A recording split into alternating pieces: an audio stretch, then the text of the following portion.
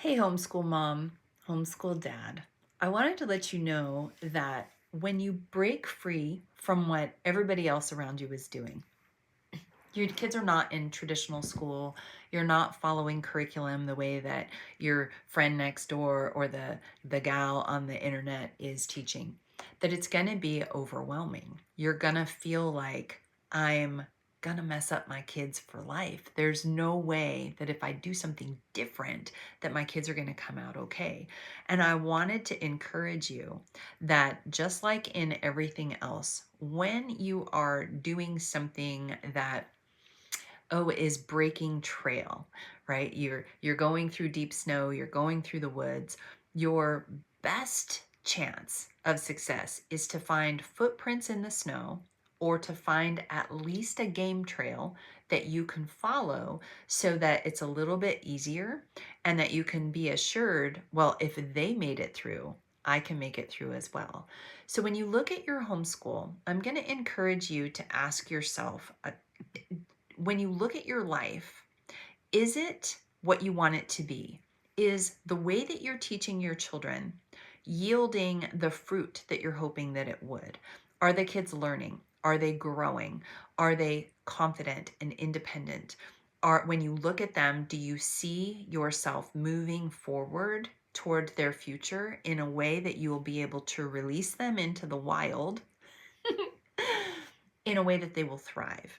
If when you look at your life, you're like, I don't know, I want to encourage you to look through your master homeschool goals.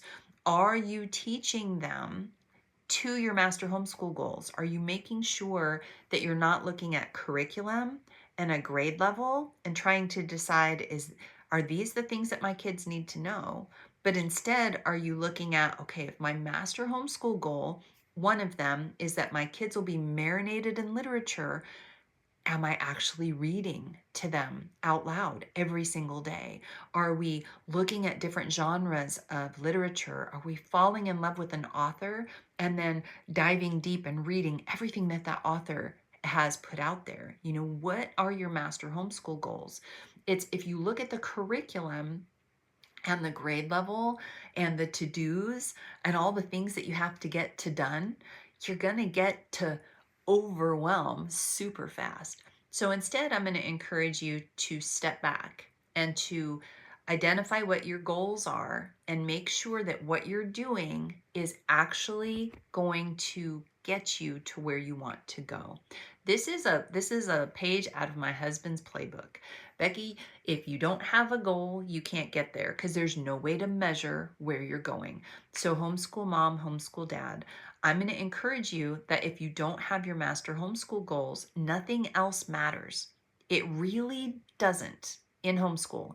If you don't know that your basic math goal for your kids by the time they graduate high school, like for us, is that they master their basic math, the stuff they're gonna need. It falls under the category of arithmetic, not algebra, not calculus, not all of those crazy, what are they called, derivatives and all that stuff.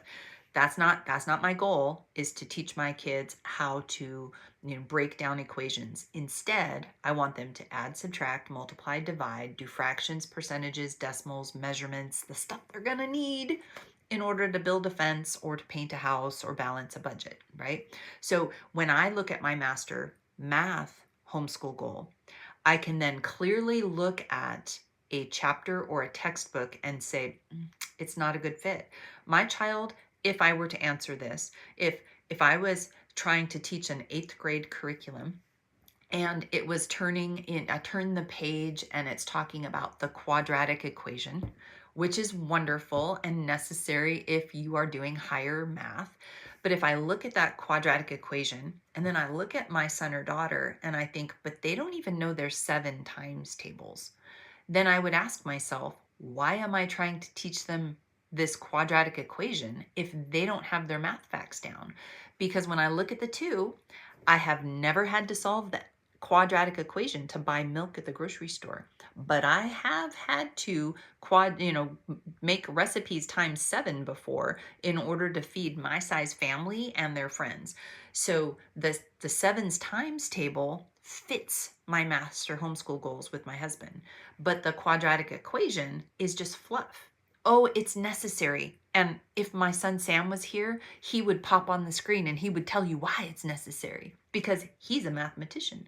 But the rest of the four of the kids they're historians and writers and musicians, and they do other things. They need to know their sevens times table, but they don't need to know the quadratic equation more than, and here's the kicker, they know that if they need it, they'll take a page out of what's that movie, October Sky.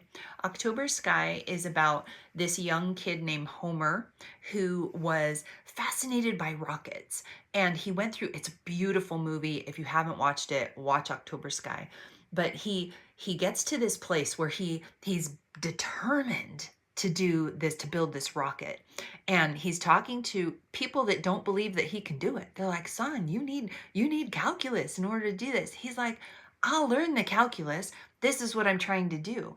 And that's the thing with things like math, higher math, is that when it becomes a need, that the desire to actually learn it will meet them, and then they'll have the secret, they'll have that spark so that they can get the help, find the tutors, and dig in and understand the things that they need to know.